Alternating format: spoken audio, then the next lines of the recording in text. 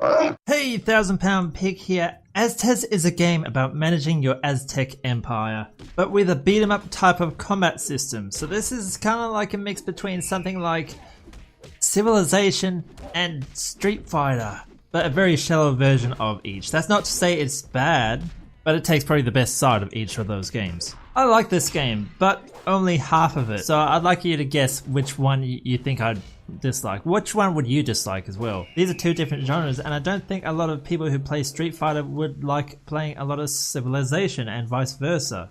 But they're both good games, so I wouldn't put it past anyone. The strength of this is that you can't really upset people so much because these genres are just so different to each other. Odds are someone's going to like either one version or the other, so I'm kind of curious about what your preferences are in a game like this. Anyway, the management of your empire is turn-based, while the combat is fluid motion. Every turn a bunch of events pop up and you have a choice of where your Aztez wants to go. You could liberate a city, you could stop some dissent, you could stop a big event such as darkness or drought, or you could go get a rare item. This is all with the purpose of making the whole Aztec Empire, or in this case, Aztez Empire, larger and more profitable. So at the end of each turn, you get more resources. So it's a bit like the civilian or the manpower resource which Civilization has. Each turn it counts up by a bit more. And you can spend those points on abilities, such as making sure dissent doesn't pop up on a city, capturing a neutral city, giving yourself a random item, which there's a lot of. So your goal is to take control of as much of the map as possible, to get as many resource points as you can, prepare yourself for the invasion. And in history you might know a big reason why the Aztecs died was because of the Spanish invaders at the time. There's theories jumping around everywhere that it's because the Spanish invaders just killed a bunch of them, or they introduced diseases, not intentionally, but it kind of wiped out the Aztec population because they didn't have medicine which could fight that at the time. Just a piece of history which is kind of ignored and hard to find information about. But this whole strategy side of the game is preparing you for that onslaught, the Zerg Rush, the Tyranid Swarm. It's a big event in the game, apparently. So while you're preparing yourself, you're trying to build up your army, you're trying to grow your city so they each have a high population so you can get more resource points each turn. Meanwhile, you gotta look after the city. You have to take out bandits, you have to take out spies. Sometimes the city will kind of dissent and break away from the empire, while you're just trying to get them all under the same banner so everyone's working together. You're trying to create world peace. And if you know anything about the whole Aztec lore, the history, they have a weird version of peace. They have blood sacrifices. That's killing people. There's sometimes a flu which goes around the city, so you have to kill what looks like zombies which won't attack you, so it's like a time-based type of system. There's trials of combats and festivals where it's based around death. So this game actually has that type of atmosphere where you are doing things for a reason. It's not just like some Aztec stole the princess and you gotta go rescue her, or there's a rogue Aztec tribe which is constantly trying to fight you for territory. If you read the text in this game, it actually makes sense for the history at the time, the culture. So I gotta applaud that, because culture is so important. If a game misses out on that, it feels shallow and just cheap. That's how you get things like a simple revenge story, gang wars and people stealing princesses where she is constantly in another castle. Hold up, I'm not saying Mario's bad, it has good gameplay, but I have a feeling that I don't think plumbers in Italy feel that they are well represented in that game. My point is that this game obviously did a lot of the research. It put in a lot of the culture and the history of the Aztec civilization and put it in the game. It may be fluff, lore, useless to a lot of people, but that kind of stuff really gives a game its own identity and uniqueness compared to other games. And if you're talking about uniqueness, you cannot go past this art style. The black and white minimalistic style and your character being more bold and coloured in than other characters in the game, he obviously stands out. And a key element to the Aztec civilization, blood, is the only other colour, so it kind of has this whole Sin City type of feeling, except there's a lot more white here instead of blacks, which makes the combat stand out more. But I'd be interested to see if it was reversed, because when I think about Aztecs back in the day, not to say that they were evil, but they were into some pretty dark stuff. So I tried inverting the colours in editing and it didn't really look so good. What do you think? Honestly, I like this art style. It reminds me of games like Mirror's Edge, Absolute Drift, Super Hot. It's clear to see what you're doing, and in a beat 'em up game like this, then I think that's pretty important so you can see what you're doing, what you have to dodge. The game definitely does stand out. What I also got to commend are the sounds. There's a lot of great sounds in this game, a lot of very impactful sounds. When you punch someone or hit someone, you hear a big thud.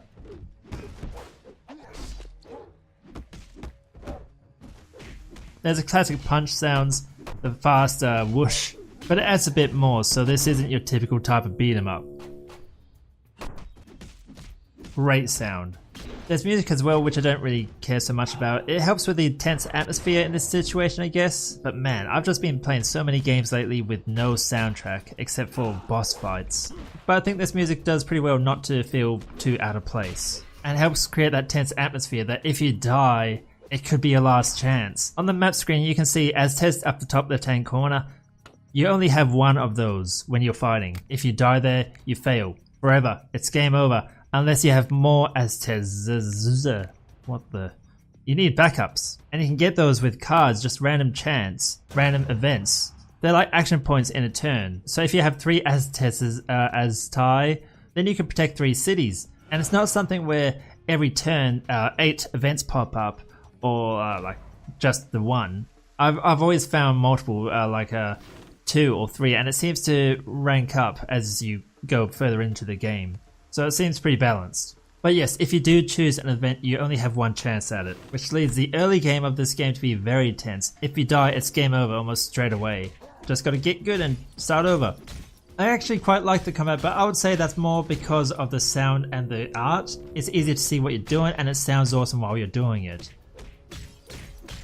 It's not just a lazy fighter which just has a jump, a kick, and a punch. Instead, this has the jump, the dash from side to side, the weapon you're holding, and a shield, so you can counter abilities with your shield.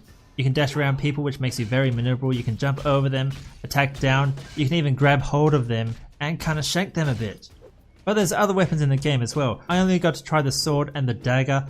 There's also a club and a spear. I think I didn't get those because the only way you can get those is if you complete a certain mission once they do pop up, which is just a random event. So I guess you could go through this game entirely with one weapon, which isn't bad. Not that the starting weapon is bad or anything, it's just a basic sword. I preferred that really. The dagger did let me be far more maneuverable though. I was like blinking all over the place. I like the maneuverability, but the knife did a bit less damage I found. Or at least it felt like it did less damage. Obviously it has a smaller reach, so it depends. Every weapon is different. I imagine the club to be slower, the spear to have a long reach but longer animations.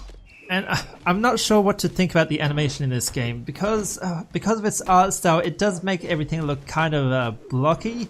And when the animations aren't very fluid, then I think they kind of stand out. Where I think this game does have some really good animations. I found some great animations from the enemies, but of the actual player character, the avatar, I didn't really find it that impressive. I do like how you absorb the blood in this though. No matter where you are on the map, it seems like if you hold L2 on the controller, you just suck up all the blood, and that goes into your bar up the top left hand corner. That also refills a tiny bit of health as well. I wouldn't really rely on it, it doesn't fill it fast enough. But once that vial is full, then you can use your special ability, which is ultimate. He just turns into this big thing. And I don't know what he does. What do you call it? He does a thing. It doesn't really do that much damage, but it looks and sounds awesome. And that's what I think about the combat in this game. I found it pretty hard, and I think I'm more of a button masher, just like most fighting games which I play. Like, you can do some good combos in this, and like I said, you can do some counters, some jumps, you can dash out of the way a lot of the time. And with a variety of different enemies, some to have shields, some are just really huge, some stick to range.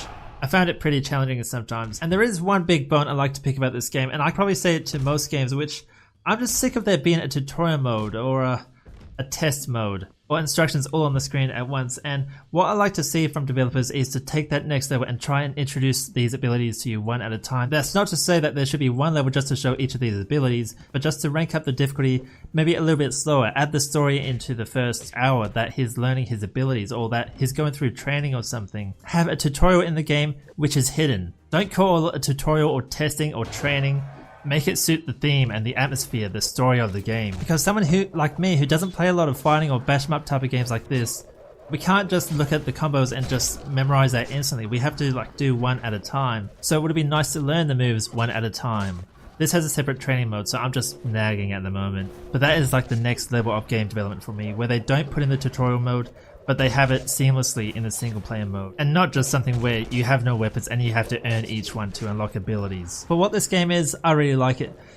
Merging strategy and a fighting or a bash 'em up type of game together is pretty creative. I feel like the fighting was probably the main mode of this game. It definitely suits the art style while the civilization type of top-down map view doesn't. I understand why they didn't put an importance on that, but personally, I preferred that. I preferred the strategy, the use of the resources and action points. That's just me though, that's my personal opinion about that. What's yours? What version of the game do you like? Do you like the fighting, the strategy, or maybe something else? Maybe you just really like the sound and you're not really interested in the game itself, or you just like how the blood splatters all over the place. Or maybe you really do like the animations and you think I'm just crazy. Let me know. You can buy the game on Steam, I'll put a link to it in the description below. It's made by a team which call themselves Team Colorblind. I think this was really well made. It makes its own genre. Fighting management, I guess? Let me know what you think, and I'll see you around.